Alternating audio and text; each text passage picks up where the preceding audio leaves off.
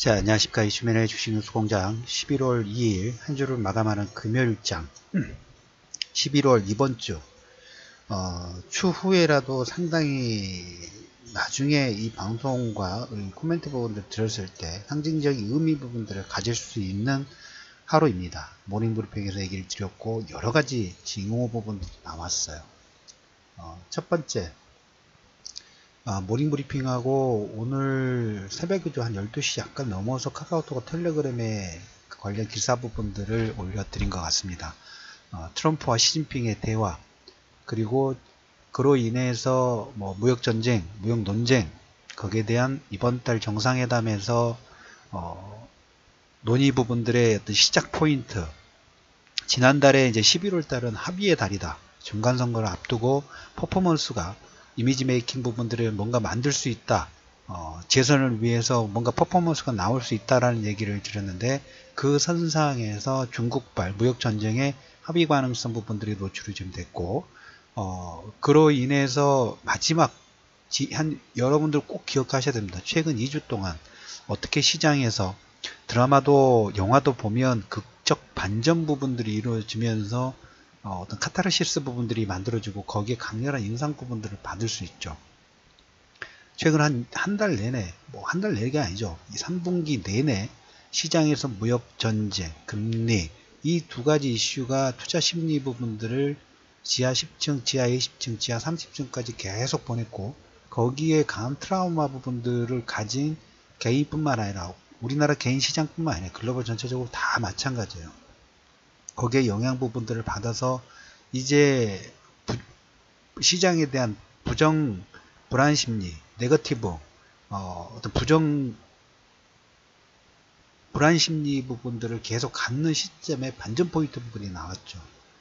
외국인이 오늘 4천억 정도 시장을 매수를 했습니다. 코스닥이 어제 마감 브리핑에서도 외국인들이 코스닥 레버리지하고 선물을 매수하고 있다라는 얘기를 드렸죠. 지난번 750포인트대에서 반등 나올 때도 유사한 흐름 부분이 나왔고 이로 인해서 코스닥 610포인트에서 690포인트까지 급등이 나왔고 오늘 코스닥 레버리지는 11% 급등이 나왔어요.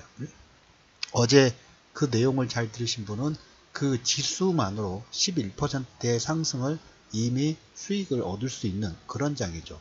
하락이 V자로 나왔던 만큼 상승 동안 V자 반등 부분들이 나오는 시장입니다. 자, 오늘 상징적인 의미라고 말씀을 드렸어요. 11월 초 이번 주에 여러가지 방송 부분들이 추후에 여러분들이 그때 저점이었었지 그때 반응을 했었어야 되는데 하지 못했다.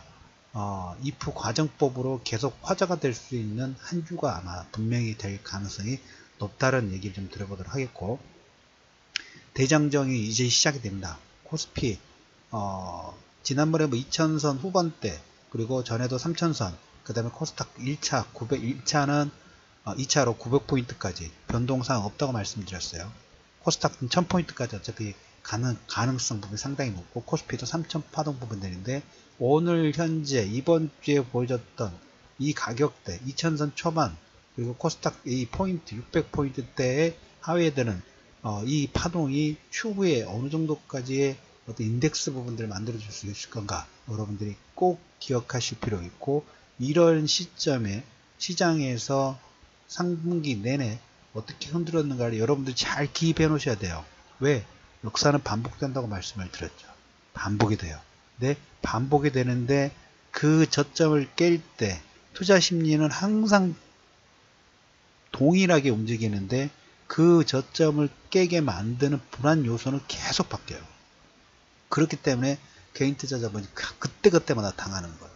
오늘도 또 당한 것 같아요. 내일 주말에 이제 또 어느 정도 신용불량 부분이 나왔을지 마음이 지난주 다 아프다 안 좋다라는 얘기를 드렸어요. 개인들 신용불량 부분도 나올 때 오늘 또 나온 것 같아요.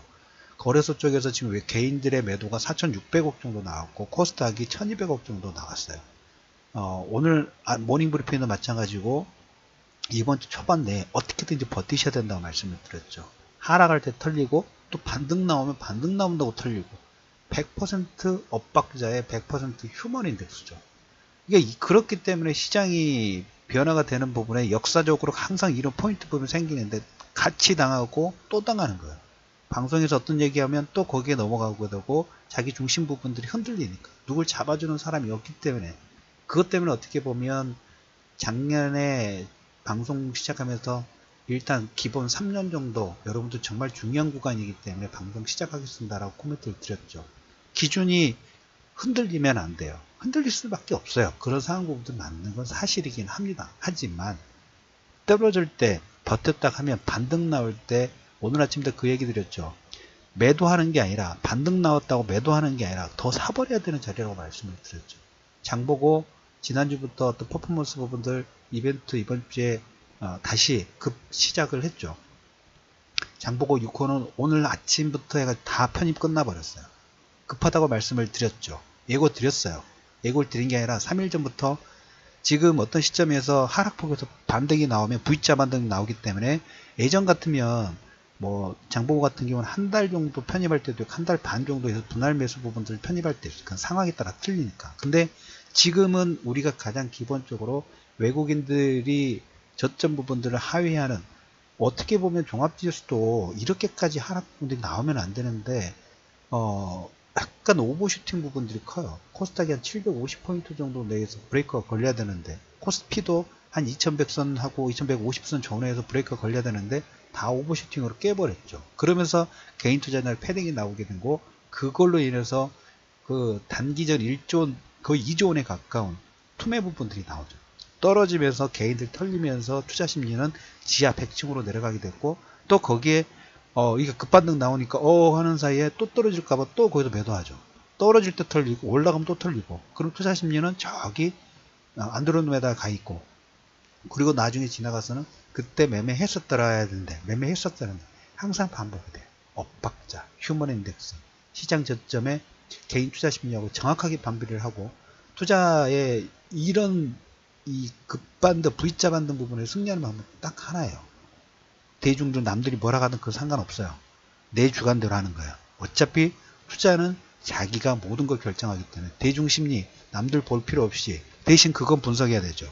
왜 여러분들한테 모닝 브리핑하고 마감 브리핑에서 여러 가지 시장 상황이 이렇게 상승 포인트 부분들이 만들어지고 하락 포인트 부분들이 왜 생겼는지 코멘트를 내는 부분, 코멘트를 분석을 해드리는 이유는 뭐냐면 하락을 만든 요건, 왜 하락이 나왔고 거기에 어떤 반응 부분들이 나왔는지를 알면 이 하락을 만들었던 요건 자체가 해소가 되면 당연히 그것은 반등을 일으키는 요건 자체죠.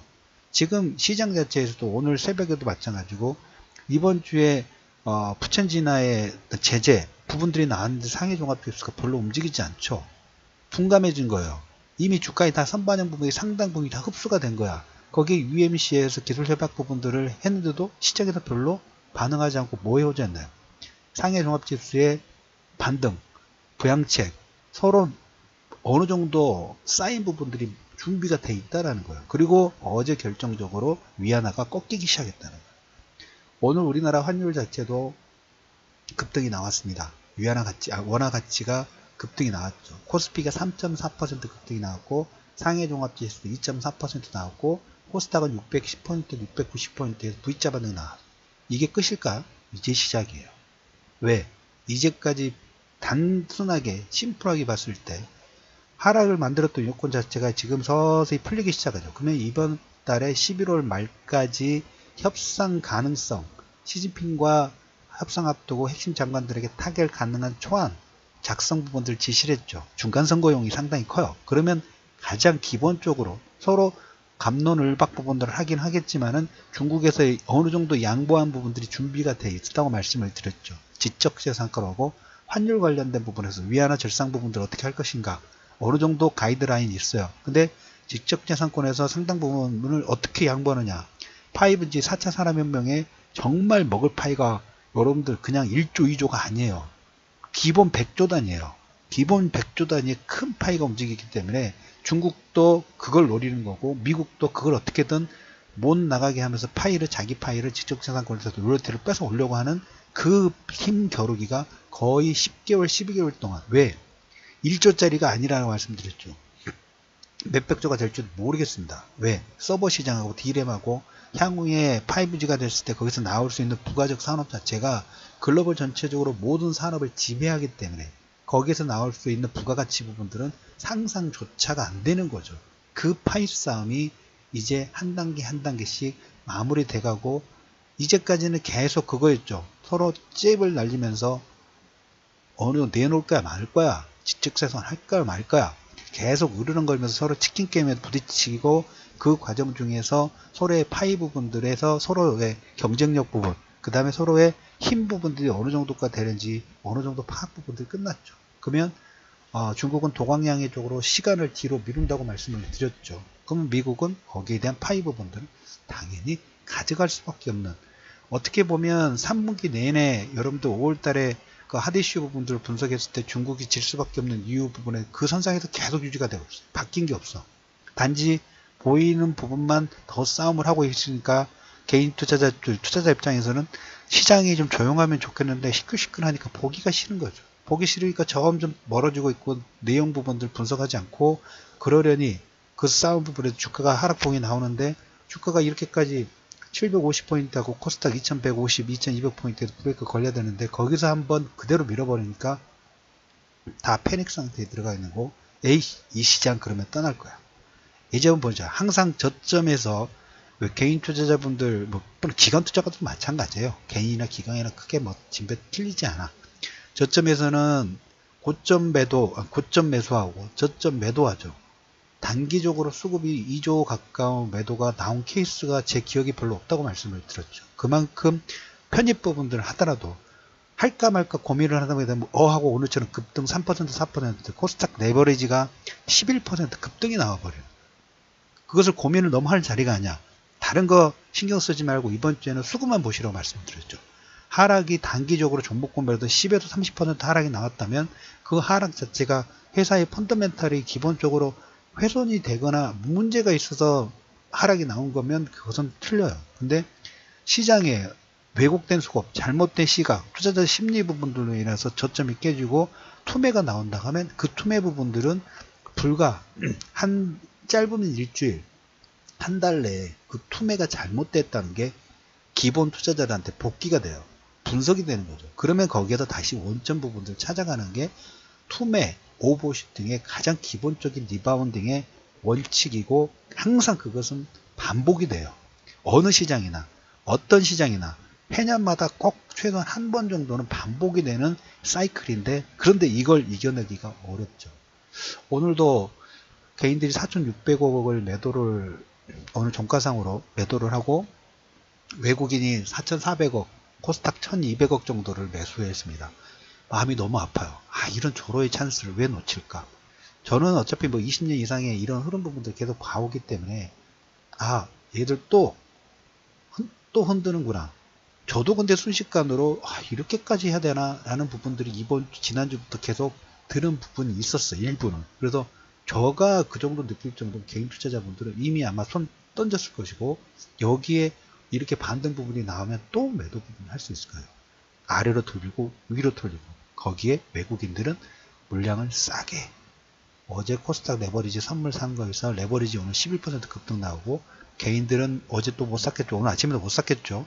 하는 사이에 그냥 급등 부분이 나오면서 코스피가 3% 급등 부분들이 나오면서 개인들은 시장에 사용하러 가요. 하지만 지난주부터 여러분들 계속 방송에서 제가 강조를 해드렸죠. 지금 방송 부분들 보면 얼마나 투자 심리 부분들이 있는지 저는 느껴요. 뭐 방송 조회수라든지 그 다음에 문의 들어오는 거, 그 다음에 상담 내용 부분 보면 느껴져요. 왜? 그런 경험이 그 20년 동안 있기 때문에. 그건 어떻게 보면 간접적으로 휴먼 인덱스를 체크하는 방법 중에도 하나이기는 합니다.